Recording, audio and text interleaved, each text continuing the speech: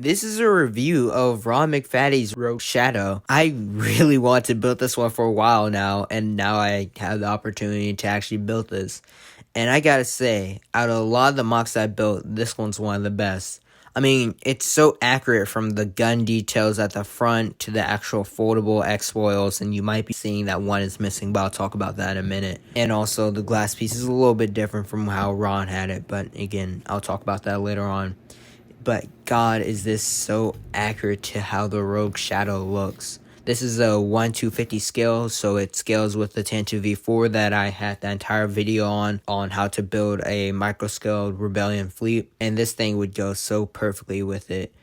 It's just so, when I hold these, I actually feel like, I don't want to say anything sappy like, oh, I feel cool or whatever. But you know those feelings whenever you like sometimes pick up a Lego model and you're like, this one is special. This is how I feel with this. It's just, I can't describe it. It's just the sturdiness, I guess, of it. Like, holding it, it feels so good for some reason. I'm not sure why.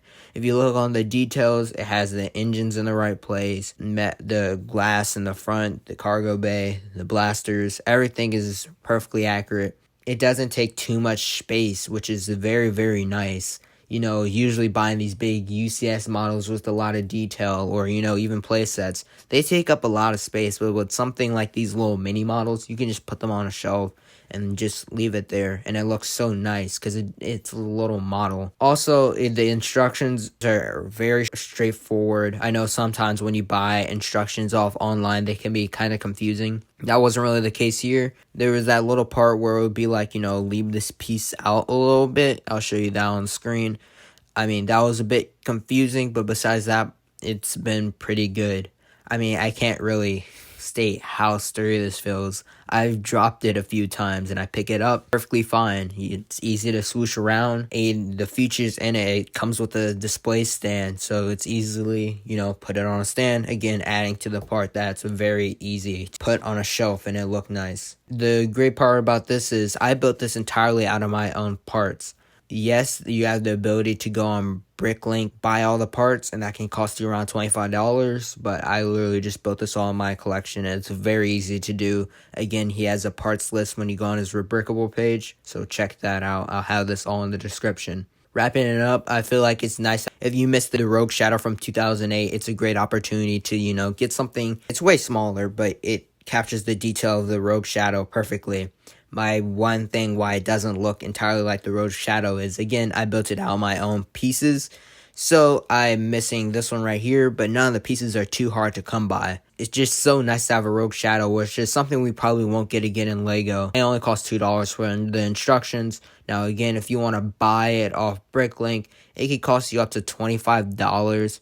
But you can build this out of your collection if you've been collecting Lego for, you know, a while.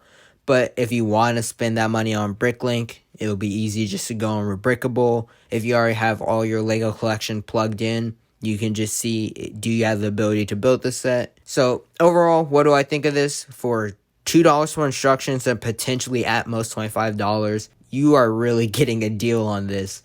I just love holding it like I mentioned. It's so easy to literally put on Force Unleash area or display that you have. It can just slide right there. It's not too much of an eyesore. It doesn't take up much space. It's just nice.